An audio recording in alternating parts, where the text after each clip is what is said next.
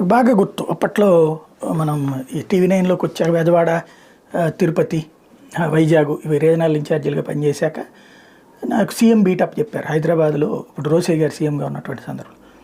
అప్పుడు అక్కడున్న మిత్రులు చెప్తా ఉండేవాళ్ళు. సెక్రటేరియట్ అక్కడ కొన్ని వాస్తు సమస్యలున్నాయి కొంతమందికి. రాజశేఖర్ రెడ్డి అక్కడ ఏదైతే ఇప్పుడు ప్రగతి భవన్ పక్కన ఉన్నటువంటి సీఎం క్యాంప్ ఆఫీస్ కట్టిన తర్వాత ఆయన చనిపోయారు. వాస్తవంగా అంతకుముందు రెగ్యులర్‌గా సెక్రటేరియట్‌కి వచ్చేవాళ్ళు.